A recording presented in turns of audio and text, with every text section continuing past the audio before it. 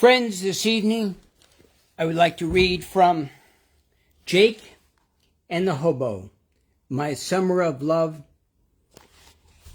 about Sunday, the 24th of February, ongoing stories. It really has been a marvelous journey, and though I had spent probably 8 years on and off writing, thinking about this book, it truly is extraordinary coming back after the hundreds, maybe more hours with myself, readers, friends, my editor, other people have come together, feedback from folks, and really putting together this novel. And it's extraordinary how many iterations, maybe 75, maybe 100, I've lost count, of bringing this novel together to talk about this extraordinary story, a story beyond myself in many ways. It's a story of Erasmus P. Hobbs, hobo, professional, good Samaritan, wanderer, dreamer, recovering alcoholic, veteran, and he spent his life doing good deeds, and then he met his friend, Jake Meadows, a 16-year-old girl fleeing an abusive family in Black Mountain, West Virginia, and this is the stories of their adventures. Today we pick up with Erasmus and Jake helping with a group of refugees and a group of refugees, immigrants who were fleeing the terrible abuse in Guatemala, Central America. And in many ways, this is what is so important now. The novel really speaks about immigrants. It speaks about many of the issues recovering, people recovering from addictions, but people also finding their life of worth and dignity, people beginning this journey of forgiveness. And today we pick up where Erasmus suddenly, due to the carelessness of a cop, was suddenly shot. And we take up with him this evening on page 186, Jake and the Hobo.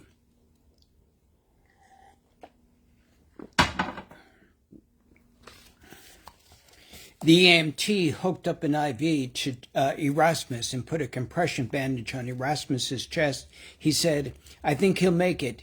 Come with us and we'll get your grandpa to the hospital." The EMT rushed him directly to the operating room when we arrived, and I stayed with him as long as I could and held his hand. "Erasmus, we can't stop here. We got a long road ahead of us." "Miss, we'll help you, Grandpa." "Is there any other family here?" asked the receptionist. "No, just me and some friends. Please, save him." I was alone in the waiting room. I knew people loved and cared for me, but the one closest to my heart was on the other side of the door between life and death. With all my soul, I knew he would be okay. I didn't know how to pray, but I held my hands together, repeating, "Please make him better." I dozed off and I heard someone call me, "Jake, are you okay?" People came into the waiting room from the Quaker Meeting House and Shiloh Church. Josiah said, "We'll stay with you and Erasmus as long as you need." "How did you know about Erasmus?" "The grapevine and our police monitor." Then he whispered, "All the refugees have been taken north, including Anna and Ricardo." Socrates barked. "How did he get in?" I asked as he leaped into my arms. He had been waiting by the hospital door, and I guess he knew how to find you. The doctor came out and said, "I'm Dr. Torres. Are you his granddaughter?" I nodded my head.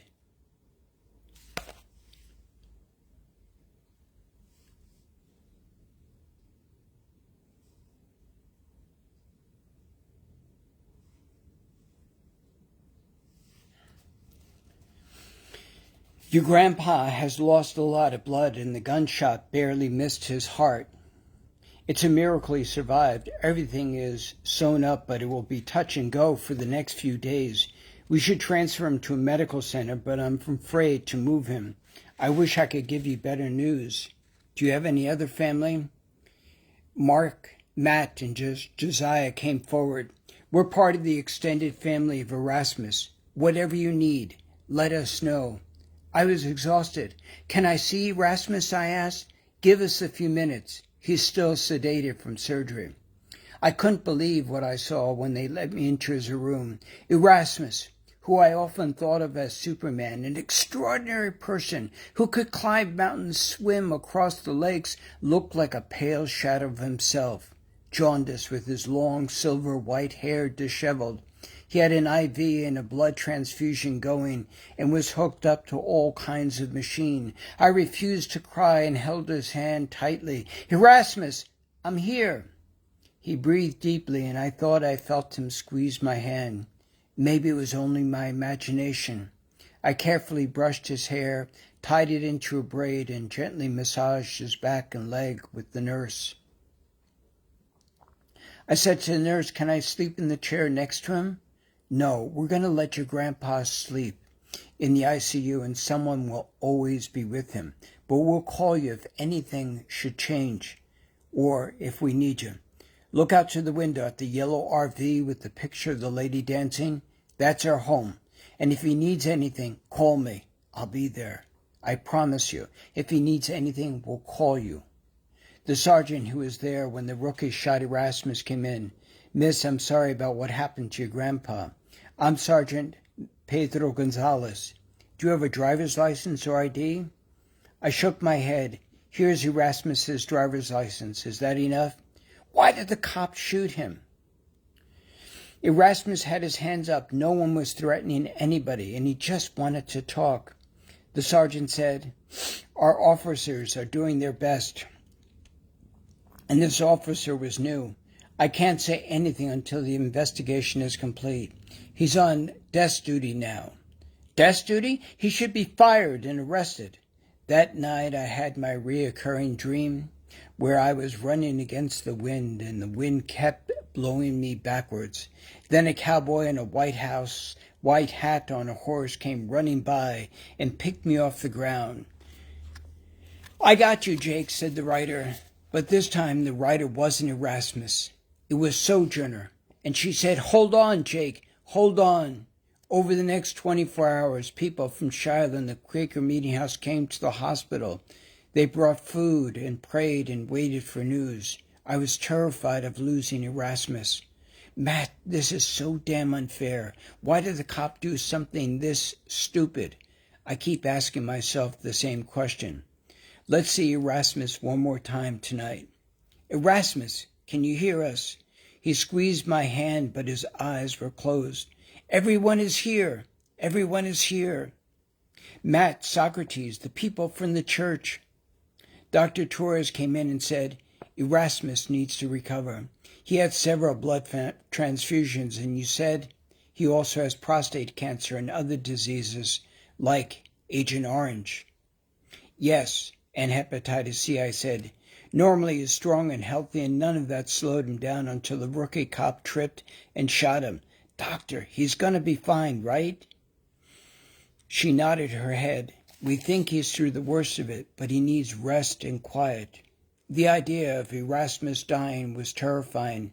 I'd seen death before with my grandpa. I held Socrates close to me and felt safe. In the morning, sunrise came in, purple and orange hues, and the oil rigs dotting the horizon looked like steel dinosaurs. With Socrates, I stretched out a mat, faced the sunrise, and did my yoga. When I folded my hands, it was a prayer. Even though I wasn't sure if I believed in God or angels, I prayed to every god or religion I could think of. Buddhist, Hindu, Christian. Any higher power of magic was sorely needed. Right now, I'd take any help I could get. Afterwards, I walked to the hospital with Socrates. There was a bed of black-eyed daisies by the side of the road, and I picked a small bunch for Erasmus. I hated the antiseptic smell of hospitals. Despite the care and professionalism of the nurses and staff, I couldn't shake off my despair. Where's Erasmus? I asked the nurse. When I saw his empty bed, don't worry, he's in medical surgical ward. He's out of danger. I was shocked when I walked in. He was awake, his green eyes sparkled, and he only had one IV. Well, if it isn't my favorite hobo, said Erasmus. I fell into his arms. Erasmus! Careful, Jake. The shoulder is sore. I was at a loss for words. I needed to be held, to be reassured he wasn't going away. I had seen my whole world turn upside down and spin out of control during the last 4 days. I came back to visit in the afternoon. Ross, the nurse, said you could eat, so I made us your favorite hobo burritos with beans, rice, tofus, and tomatoes. Thank you. I'm sure it's delicious, but I can only eat a little. I only remember a little what happened. I tried talking to the cop, and then everything went black. I assume Ricardo, Anna, Angelina are safe. While eating, I filled him on all the adventures. Remember, they had gotten away before you were shot. I can't believe all the trouble you got into. Man, Erasmus, you're becoming a full-time and a half job. Hey, please don't make me laugh. It hurts too much. Where's Matt? He'll be in here in a minute. He's fabulous and ready to get his truck engine in Flagstaff. And whenever you're ready, everyone we picked up has gone north on the Underground Railroad. And Ricardo and Anna are safe in Colorado in a safe house. Nothing to worry about. Most importantly, you're okay. We got Erasmus out of bed, and the orderly helped him with the shower. I put his guitar, drawing pad, and pencils by the bedside. Thank you for all your help, said Erasmus. I can't believe how sore I am, how much I've been sleeping. I've been taking homeopathic medicines plus antibiotics. My Dr. Torres is here.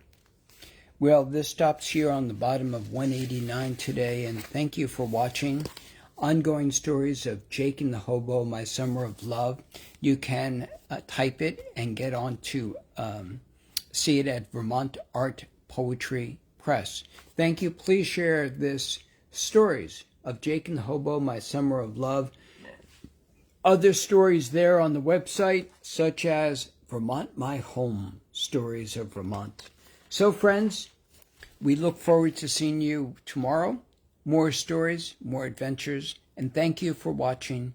My name is Namaya. Good night.